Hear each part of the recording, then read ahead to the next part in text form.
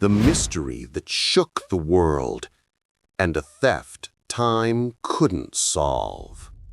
Imagine with me, you wake up in the morning to find that the most valuable paintings in the world have vanished from a museum in the heart of Boston, and the thieves entered, stole, and left as quietly as ghosts. No alarm went off, no camera captured them, and no witness saw them clearly. And the strangest part? After more than 30 years, no one knows where the paintings went, nor who actually stole them. This is not a fictional movie story. No, this is real.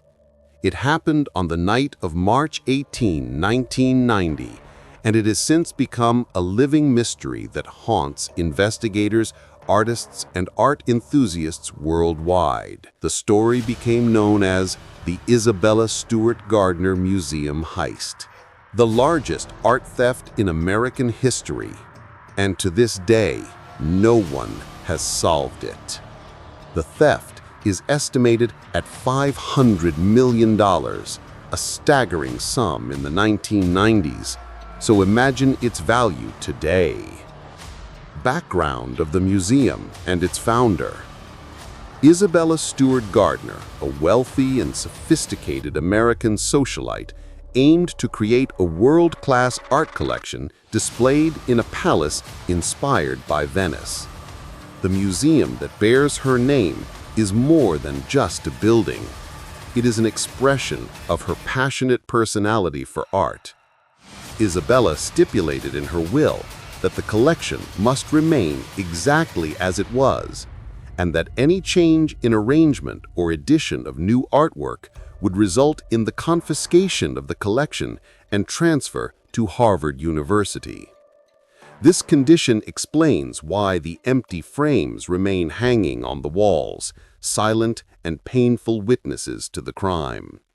These frames have become symbols of absence and a constant reminder of the failure to recover these treasures. The quiet night before the storm. It was 1:30 a.m. The city was quiet, streets nearly empty, and the cold was biting. Inside the museum, night guard Richard Abath was on his usual shift. Richard was a simple, somewhat eccentric young man, a music lover, and far from being the ideal guard. Nights in the museum were routine and boring. Later investigations revealed that this particular night he was tired, possibly had a little too much to drink, and had taken things more casually than he should. He was wandering through the rooms, making brief notes, perhaps thinking about anything but his actual duty. He was the weak point the thieves would exploit with brilliance. The moment that changed everything. Suddenly, at the back door, a police car stopped. Its lights were spinning, and the siren echoed through the area. Two officers dressed in Boston police uniforms stepped out, badges on their chests. They knocked on the door confidently. "We received a report of suspicious activity around the museum, and the alarm was triggered. We need to make sure everything is okay." Richard looked at them through the security camera. Everything seemed normal. The uniform, the tone, the badge. He didn't suspect for a second that those standing at the door were imposters. So he opened it, but the moment he did was the beginning of the end for one of the most significant art collections in the world, and the start of a nightmare for Richard himself. The unveiling of the truth and complete control. The two officers entered with steady steps. One of them asked an unusual question. "Honestly, Richard, you look suspicious tonight. Can we stop you for a moment?" Richard laughed, saying, "Me? Why?" But before he could finish, one pressed him against the wall and tied his hands quickly with strong zip ties. The other drew a small weapon and said calmly, "Don't worry, we're not police." In seconds, Richard realized he had fallen into a trap. Two people disguised as police with a precise plan and an eerie calm, as if they were certain nothing could stop them. They tied him and took him down to the basement, and moments later brought the second guard, George Wilde, and tied him beside him. Here, the thieves were no longer just intruders. They controlled the museum entirely, with enough time to execute their meticulously planned heist. They moved through the museum with extraordinary confidence. They disabled the remaining alarm systems, cut communication with the police station, and roamed the rooms as if they had known the museum for years. The heist lasted a full 81 minutes. Imagine, 1 hour and 21 minutes, and no one saw, no one heard, nothing recorded them. This long duration indicates the thieves were not in a rush. They carefully selected their pieces and savored every second. The legendary loot list. They chose the paintings as if they knew exactly what they wanted. Yet their choices were strange. They stole 13 works, most notably, The Storm on the Sea of Galilee by Rembrandt, his only known seascape. Its value is priceless. The Concert by Vermeer, one of fewer than 40 known Vermeer paintings, irreplaceable in historical and artistic value.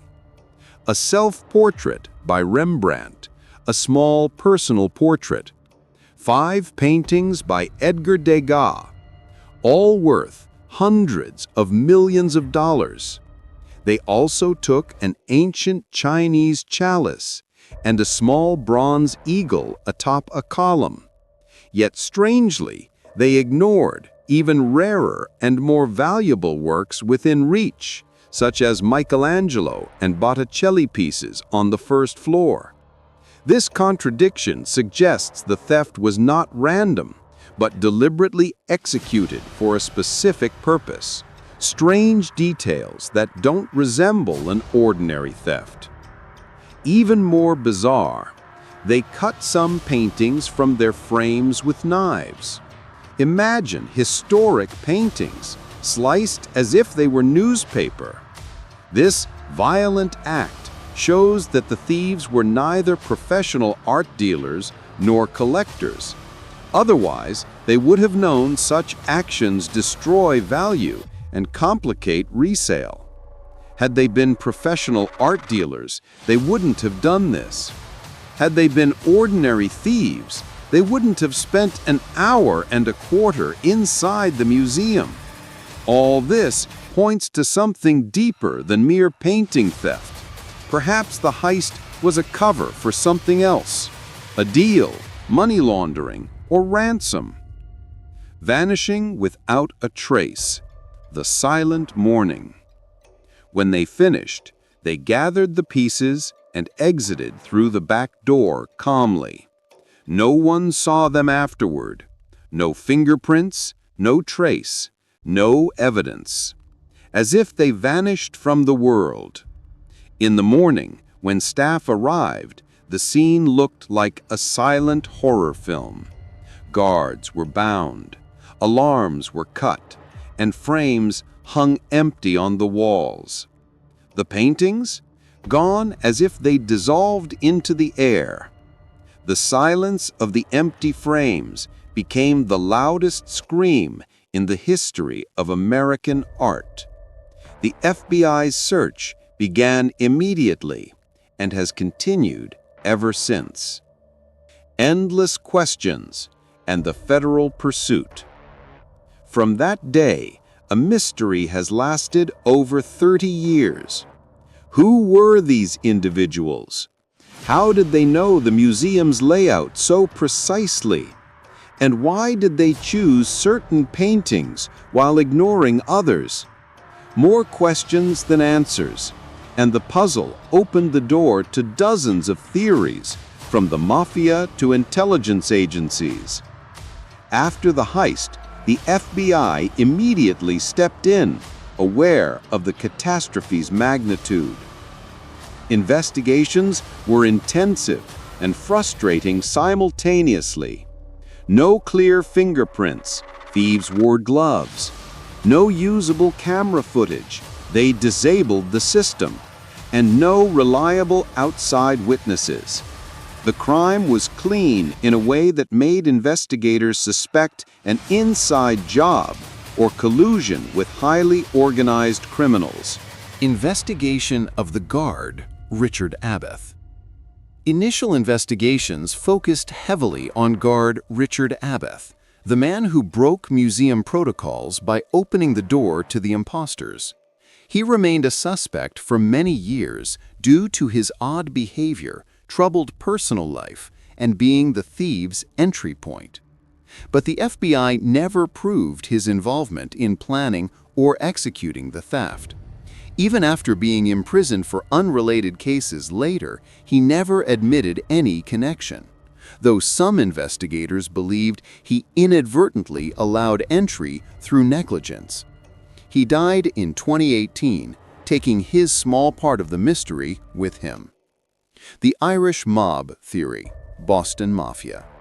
The most widely circulated theory, which the FBI focused on for years, involves the Irish mob in Boston, specifically factions tied to gangs like the Cadrone crime family. Why the mob? Expertise. The precise plan, police disguises, and timing indicate experience in organized crime. Ransom or leverage. Rare art is rarely stolen for direct sale. It's often used as leverage to reduce sentences for crime bosses or fund illegal deals. Indirect testimonies. In 2013, the FBI claimed to know who the thieves were, members of a criminal organization based in New England. They traced the paintings from Boston to Connecticut, then to Philadelphia, before they disappeared again. They were never recovered. Investigators believed the heist was orchestrated by mobster Robert J. Raimondi, who died in 2005, or possibly by other known gangsters. But these theories always hit a wall of silence. The paintings were a secret treasure, impossible to sell publicly, and their hiding place remained buried with the thieves. Why did they cut the paintings? The deliberate slicing of paintings added another layer of mystery. If the mob was behind it, why this intentional damage? Weight and size. Perhaps to reduce weight and volume for faster transport, especially if hiding in tight spaces or smuggling across borders. Symbolic value. Some see it as a message.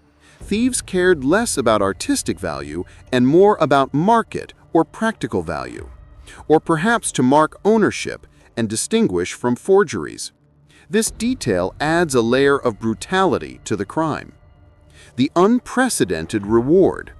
Neither the Gardner Museum nor the FBI gave up.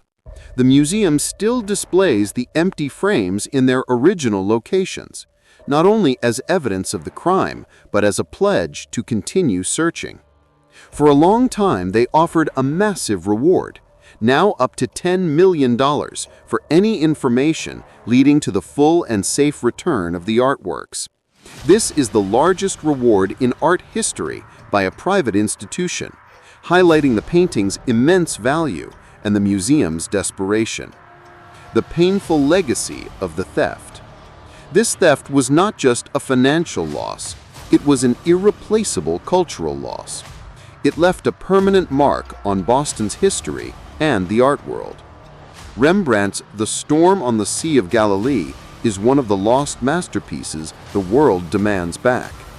The empty frames are no longer mere voids. They have become artworks themselves, symbolizing absence, unsolved crime, and the undying hope of recovery. But before we discuss the suspicions and reasons that might make you believe the theft wasn't about art at all, we need to step back and understand why this museum was targeted in the first place and why the thieves chose the night of March 18. The answer is far more dangerous than you might expect. Perhaps the paintings were just a smokescreen for a bigger operation, or a means of revenge against a rival gang. The possibilities are endless, and the mystery remains alive, waiting for someone to uncover its secret.